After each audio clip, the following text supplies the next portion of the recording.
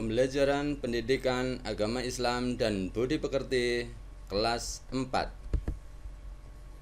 oleh Naryono, Unit Kerja SD Negeri Pakunden, Korwil Samdindik, Banyumas.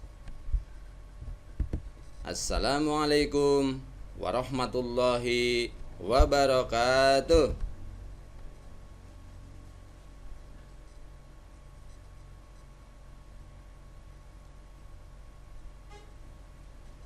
Anak-anakku kelas 4 yang berbahagia, bagaimana hari ini kabarmu? Alhamdulillah sehat. Segala puji bagi Allah karena kita dipertemukan kembali pada kesempatan kali ini dalam keadaan sehat walafiat tanpa ada halangan suatu apapun. Kelas 4 yang berbahagia, kali ini bersama Pak Guru akan belajar bab 4, yaitu bersih itu sehat. Dengan tujuan pembelajaran pertama, menerapkan ketentuan syariat Islam dalam bersuci dari hadas kecil dan hadas besar. 2. Memahami tata cara bersuci dari hadas kecil dan hadas besar. 3. Mempraktekkan tata cara bersuci dari hadas kecil dan hadas besar sesuai ketentuan syariat Islam.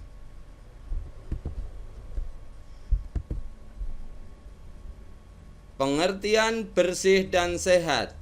Anak-anak, kalian sudah tahu apa artinya bersih dan apa artinya sehat? Baiklah, arti dari bersih adalah bebas dari kotoran. Apa anak-anak? Bersih?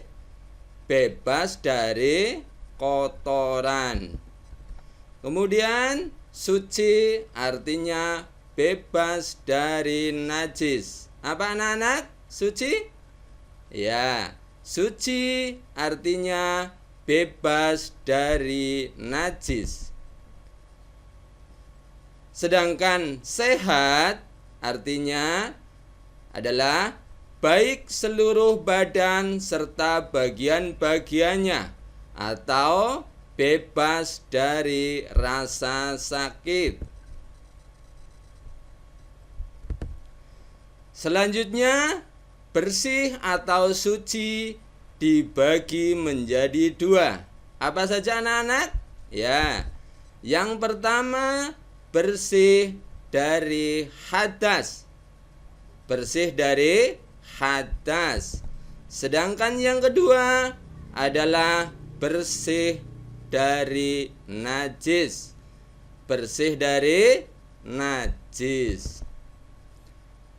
Sekarang, pengertian hadas adalah keadaan tidak suci pada diri seorang muslim yang menyebabkan ia tidak boleh melakukan sholat, tawaf, dan ibadah yang lainnya.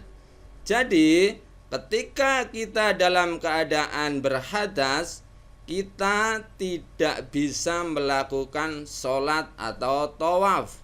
Karena kalau kita melaksanakan sholat atau tawaf, maka tidak sah.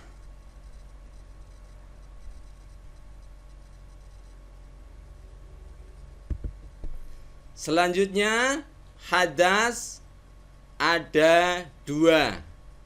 Ya, hadas ada 2.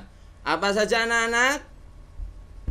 Baik. Yang pertama adalah hadas kecil. Yang pertama hadas kecil. Sedangkan yang kedua adalah hadas besar. Hadas besar. Ya, jadi hadas ada 2. Yang pertama hadas kecil dan yang kedua hadas besar. Pengertian hadas kecil. Hadas kecil adalah keadaan tidak suci yang mewajibkan seseorang untuk berwudu. Jadi ketika kita mau beribadah sholat, ketika kita terkena hadas kecil, harus berwudu dulu. Sekarang, apakah yang dimaksud dengan wudu? Wudu adalah membasuh anggota badan tertentu dengan air suci yang mensucikan. Yang dimaksud dengan air suci dan mensucikan itu disebut air mutlak, dengan tujuan menghilangkan hadas kecil sesuai syarat dan rukunnya. Jadi air suci yang mensucikan itu adalah air mutlak.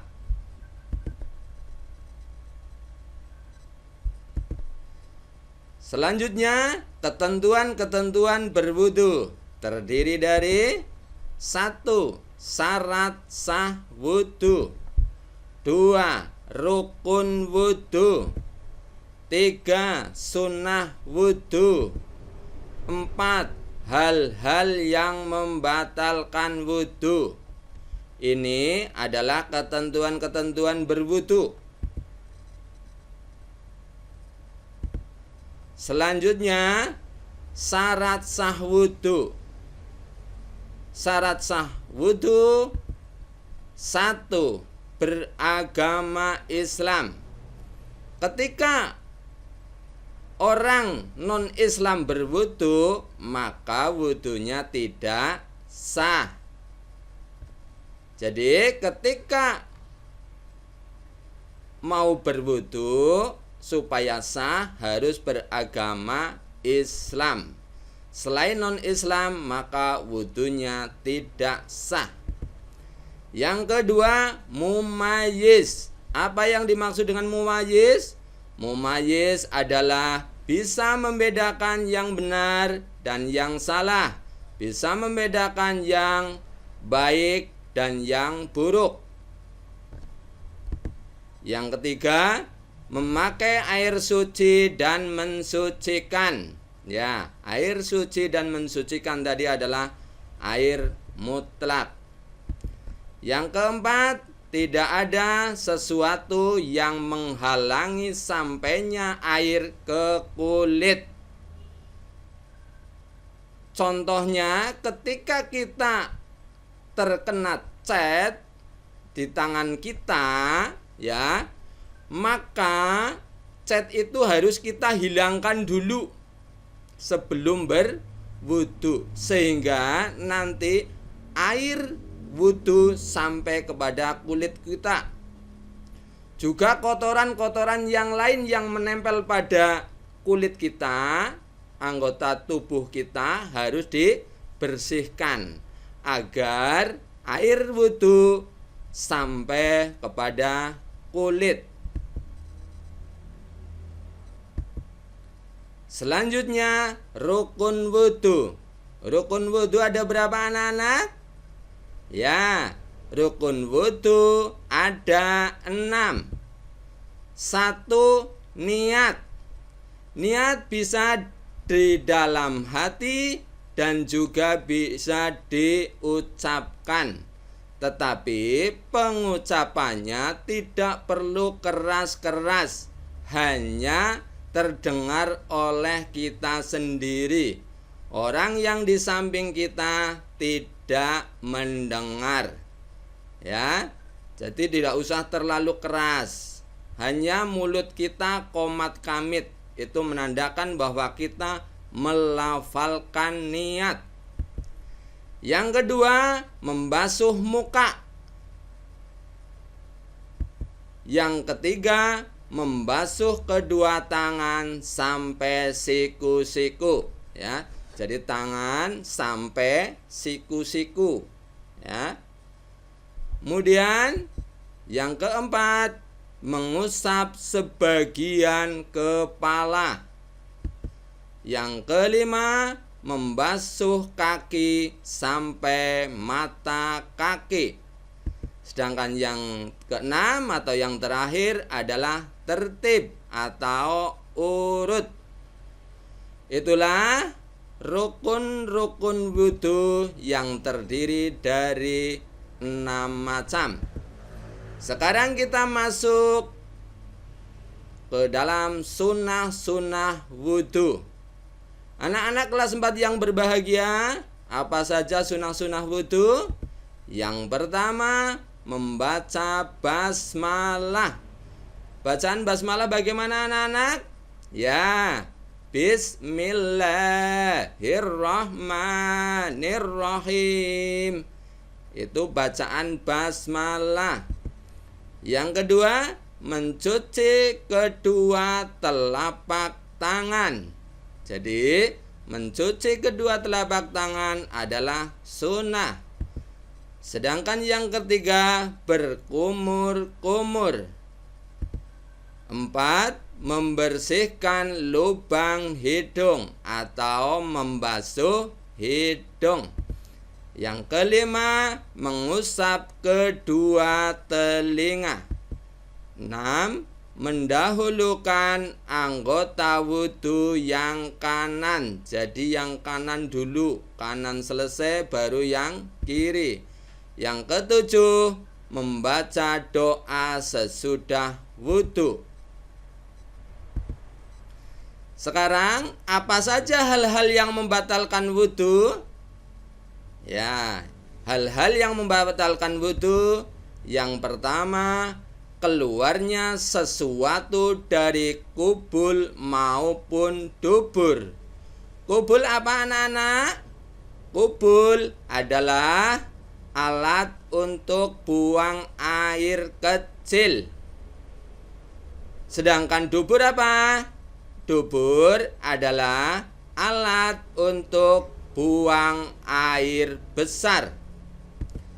2, hilangnya akal. Contohnya, orang yang mabuk, pingsan, atau orang yang tertidur atau tidur. 3, bersentuhan kulit antara laki-laki dan perempuan yang bukan mahram. Maksudnya adalah bukan saudara. Mahram itu adalah orang yang tidak boleh dinikahi. Itu namanya mahram. Ya. Jadi kalau yang bukan mahram maka orang lain.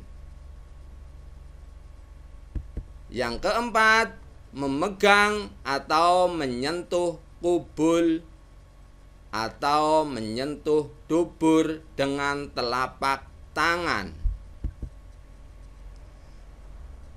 Demikian tadi hal-hal yang membatalkan wudu.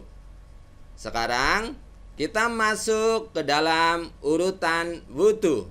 Anak-anak kelas 4 yang berbahagia, masih semangat belajarnya? Ya, alhamdulillah masih semangat. Kita lanjutkan. Urutan wudu yang pertama adalah niat. Bagaimana niat wudu anak-anak? Mari kita hafalkan bersama. Bismillahirrahmanirrahim.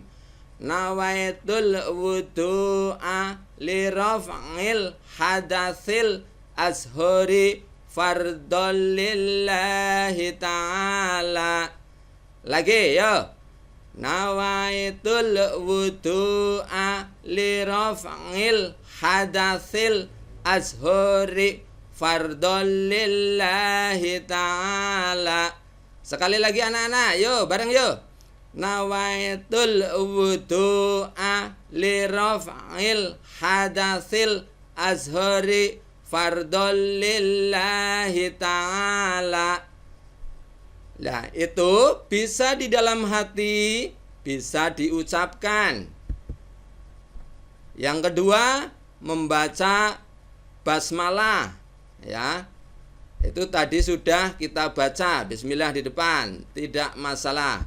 Kemudian yang ketiga, mencuci telapak tangan sampai pergelangan tangan, ya. Jadi telapak tangan ini sampai pergelangan saja, yang kanan dan ke kiri, ya. Kanan dulu, kemudian kiri. Kemudian perhatikan anak-anak gambar di bawah ini ya. Jadi kita mencucinya telapak tangannya sampai pergelangan tangan saja ya. Ini bagi anak laki-laki, di sini bagi perempuan, ini gambarnya. Kemudian yang keempat ya, berkumur-kumur.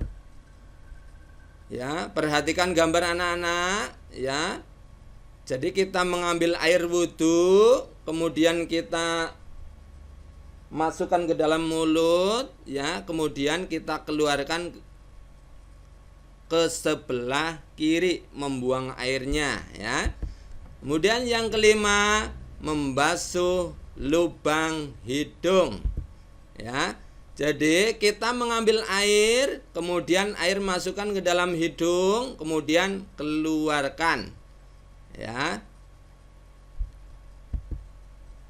Selanjutnya yang keenam, membasuh muka.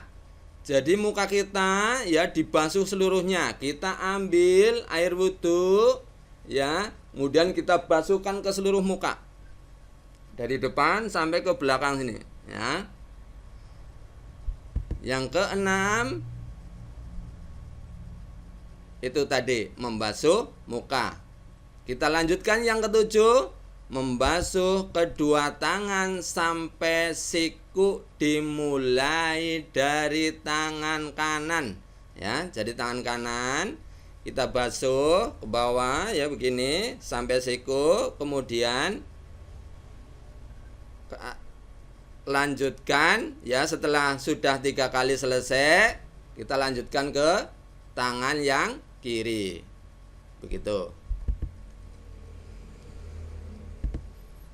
Selanjutnya yang kedelapan adalah mengusap sebagian kepala. Perhatikan anak-anak, bagi anak laki-laki itu kepala yang tumbuh rambut, jangan hanya di depannya saja, sini batuknya ya.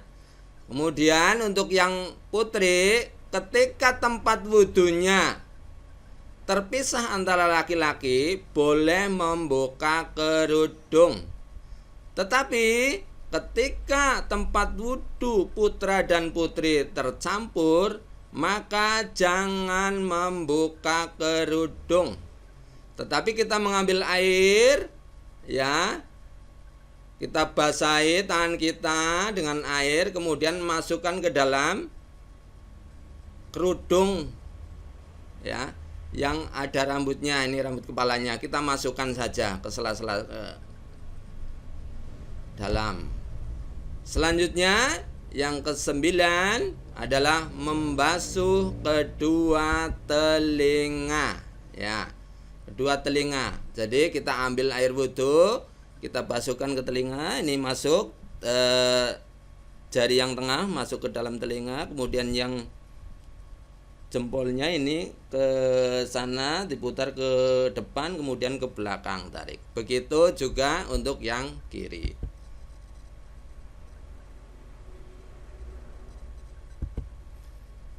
Selanjutnya yang nomor 10 adalah membasuh kedua kaki sampai mata kaki.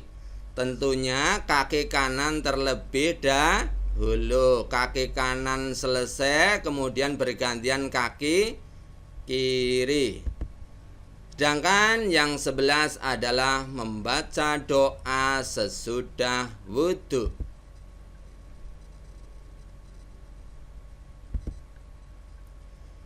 Doa sesudah wudhu.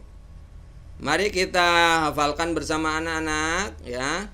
Semangat supaya nanti cepat bisa. Ayo, doa sesudah wudhu.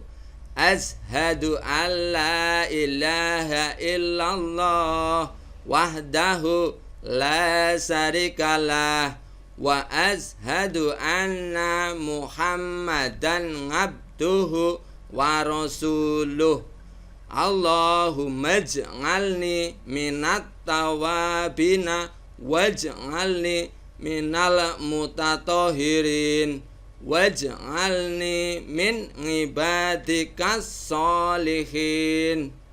Nah itu dihafalkan berulang-ulang sehingga nanti hafal ya anak-anak kelas 4 ya. Selanjutnya kita belajar tentang hadas besar. Hadas besar adalah keadaan tidak suci yang mewajibkan seseorang untuk mandi janabat. Mandi janabat disebut juga mandi besar atau mandi junub. Cara bersuci dari hadas besar adalah dengan mandi janabat. Jika mandi janabat tidak dilakukan, maka menyebabkan tidak sahnya ibadah-ibadah yang dilakukan seperti sholat, tawaf, dan ibadah yang lainnya.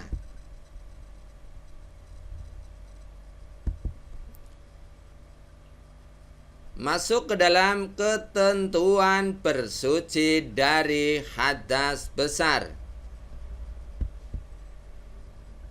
Rukun mandi janabat. 1.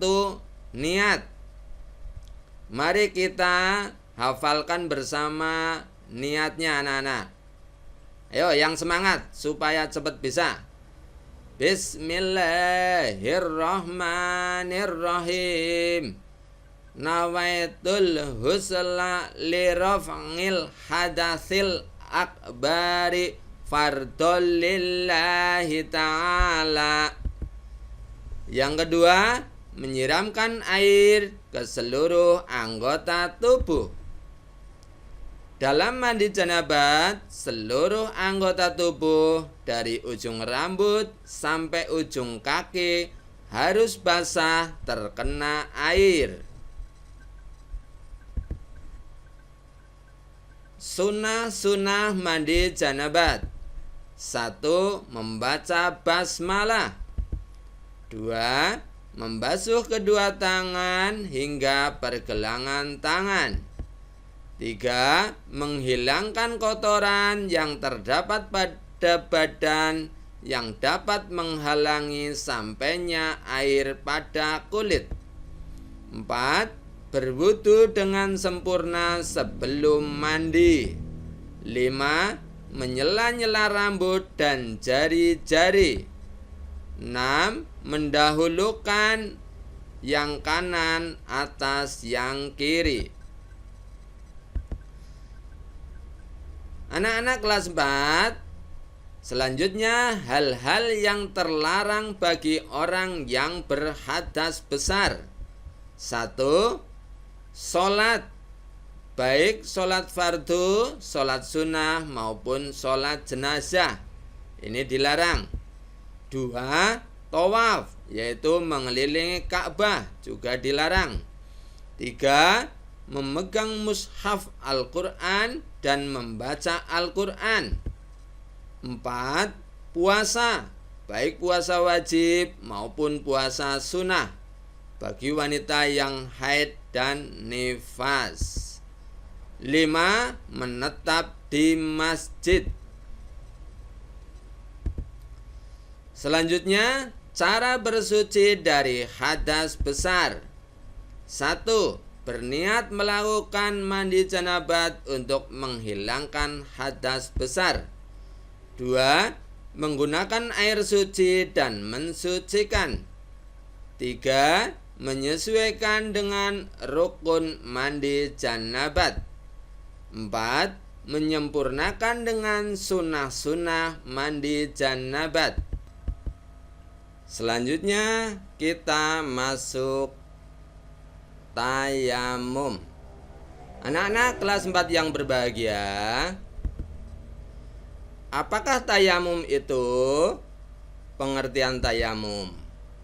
Tayamum adalah bersuci dengan cara mengusapkan tanah atau debu ke muka dan kedua tangan sampai siku dengan beberapa syarat tertentu.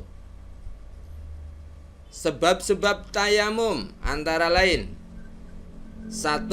Tidak ada air setelah mencari sedangkan waktu sholat sudah masuk. 2. Sakit. Apabila terkena air, sakitnya bertambah parah. 3. Dalam perjalanan atau musafir dan sulit mendapatkan air. Selanjutnya, ketentuan tayamum. Syarat-syarat tayamum. 1. Sudah masuk waktu sholat. 2. Telah berusaha mencari air tapi tidak mendapatkannya. 3. Ada udzur sakit ataupun bepergian. 4. Dengan debu atau tanah yang suci. Rukun tayamum. 1. Niat. Maksudnya sengaja bertayamum untuk menghilangkan hadas. 2. Mengusap kedua telapak tangan yang berdebu pada muka. 3. Mengusap kedua telapak tangan yang berdebu pada kedua tangannya sampai siku. 4. Tertib. Anak-anakku kelas 4 yang berbahagia, sedangkan hal-hal yang membatalkan tayamum adalah: yang pertama, segala yang membatalkan wudu juga membatalkan tayamum. 2. Mendapatkan atau melihat air sebelum mengerjakan sholat. Bagi orang yang menemukan air setelah selesai mengerjakan sholat, ia tidak wajib mengulang sholatnya walaupun waktu sholat masih ada. Tata cara tayamum. 1. Berniat tayamum. Mari anak-anak kita hafalkan niat tayamum. Yo. Bismillahirrahmanirrahim. Nawaitut tayamuma listibahatis sholati fardolillahi ta'ala. Lah itu dihafalkan, diulang-ulang lagi anak-anak sampai hafal. Selanjutnya yang kedua, mengusap muka dengan debu yang bersih dan suci. Lihat, perhatikan gambarnya anak-anak. Tepukkan kedua tangan, kemudian ditiup tangannya, kemudian usapkan ke wajah atau muka. Yang ketiga, mengusap kedua tangan sampai siku dengan debu yang bersih dan suci. Perhatikan gambarnya anak-anak, ya. Tangan kanan dulu, ya, tangan kanan sudah, baru tangan kiri diusap. Selanjutnya, perhatikan tata cara bertayamum. Lihat video. Tidak ada air bagaimana? Kita tidak bisa berwudu dong, Abi. Kalau tidak ada air, kita bisa mengganti wudhu dengan tayamum, Aisyah, yaitu bersuci dengan menggunakan tanah atau debu yang suci. Ih, Ahmad gak mau kalau kumur-kumur dengan debu. Tidak harus seperti itu, Ahmad. Tayamum lebih sederhana dari berwudhu. Tata cara bertayamum.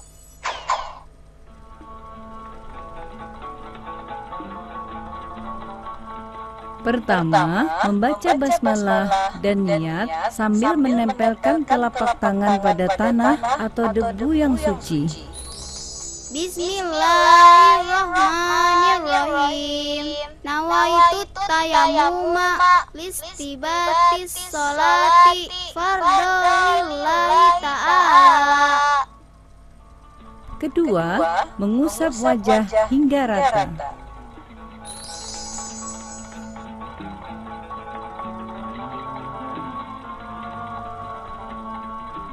Ketiga, mengusap tangan sampai siku, utamakan yang kanan dahulu.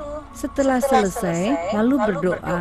Doa yang dibaca sama dengan doa setelah berwudu. Oh iya, tayamum juga bisa batal. Yang membatalkan tayamum adalah: pertama, keluar sesuatu, baik benda atau angin, dari kemaluan atau anus. Kedua, hilang kesadaran, baik tidur, pingsan, mabuk, atau gila. Ketiga, bersentuhan kulit laki-laki dan perempuan yang sudah balik dan bukan muhrim. Keempat, menyentuh kemaluan atau anus dengan tangan tanpa penghalang. Kelima, apabila mendapatkan air sebelum dimulainya sholat. Nah, setelah selesai berwudu atau tayamum, lalu kita bersiap untuk mengerjakan sholat.